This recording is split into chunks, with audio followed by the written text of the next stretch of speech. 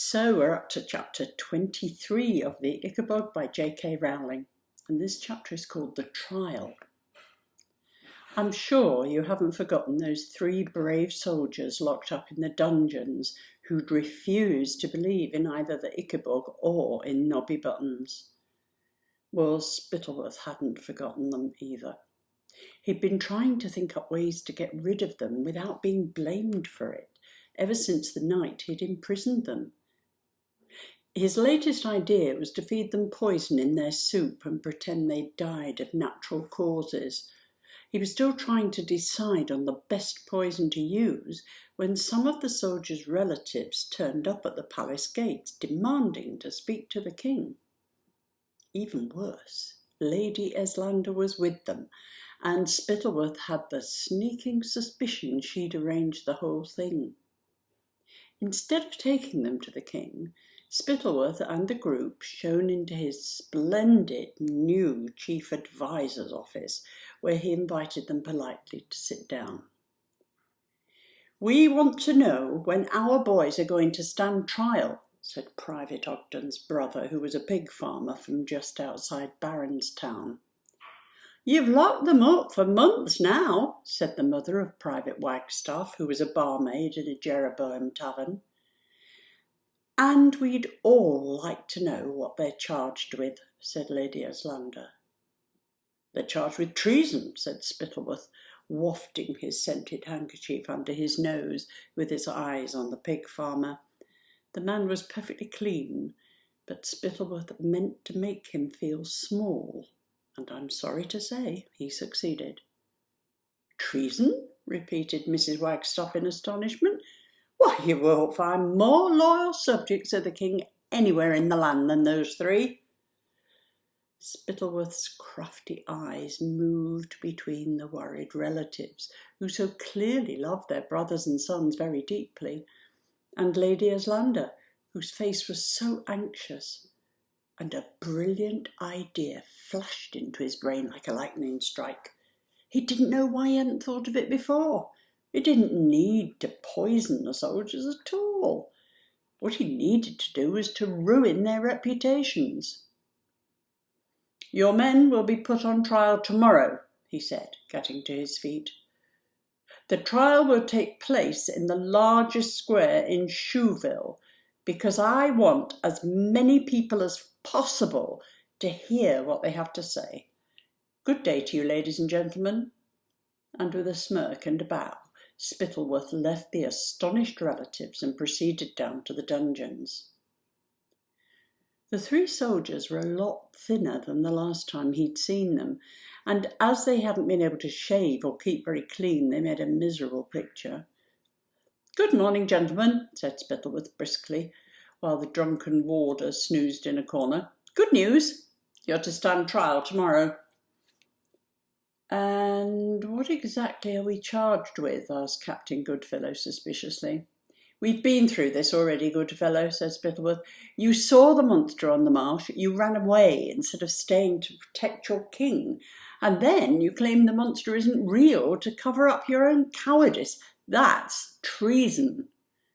"It's a filthy lie," said Goodfellow in a low voice.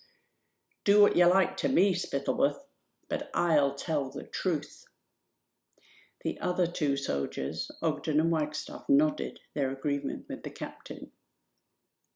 "You might not care what I do to you," said Spittleworth, smiling. "But what about your families?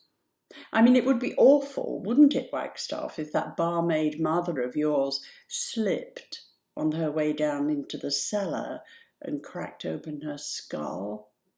Or, Ogden, if your pig-farming brother accidentally stabbed himself with his own scythe and got eaten by his own pigs? Or," whispered Spittleworth, moving closer to the bars and staring into Goodfellow's eyes, "if Lady Eslander were to have a riding accident and break her slender neck?" You see, Spittleworth believed that Lady Eslander was Captain Goodfellow's lover. It would never occur to him that a woman might try to protect a man to whom she'd never even spoken. Captain Goodfellow wondered why on earth Lord Spittleworth was threatening him with the death of Lady Eslander. True, he thought her the loveliest woman in the kingdom, but he'd always kept that to himself, because cheesemakers' sons didn't marry ladies of the court. "What has Lady Eslander to do with me?" he asked. "Don't pretend, Goodfellow," snapped the chief adviser. "I've seen her blushes when your name is mentioned. Do you think me a fool? She has been doing all that she can to protect you. And I must admit, it is down to her that you're still alive. However, it is the Lady Eslander who will pay the price if you tell any truth but mine tomorrow. She saved your life, Goodfellow. Will you sacrifice hers?" Goodfellow was speechless with shock. The idea that Lady Eslander was in love with him was so marvellous, it almost eclipsed Spittleworth's threats.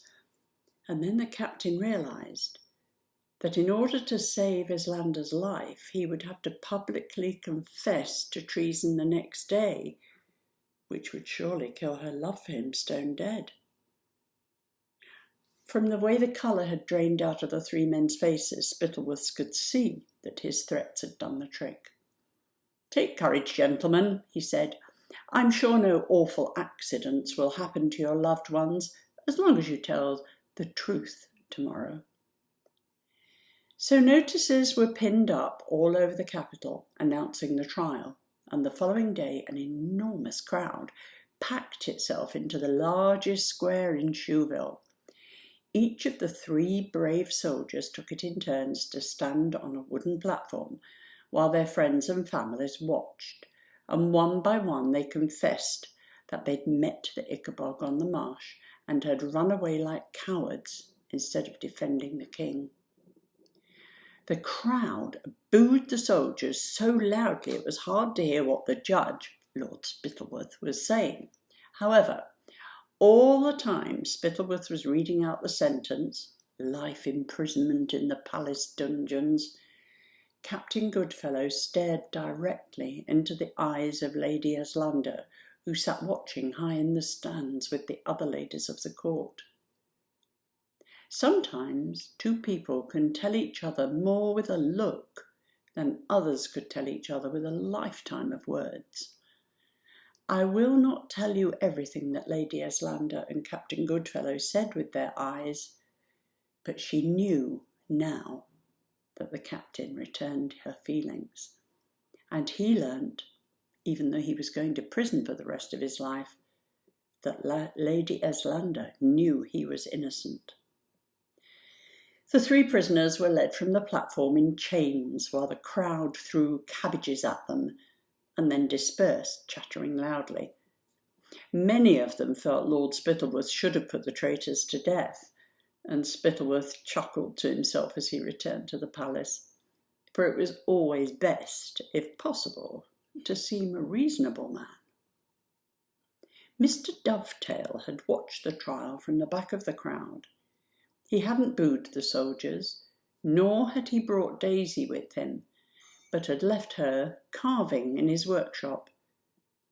As Mr. Dovetail walked home, lost in thought, he thought he saw Wagstaff's weeping mother being followed along the street by a gang of youths who were booing and throwing vegetables at her.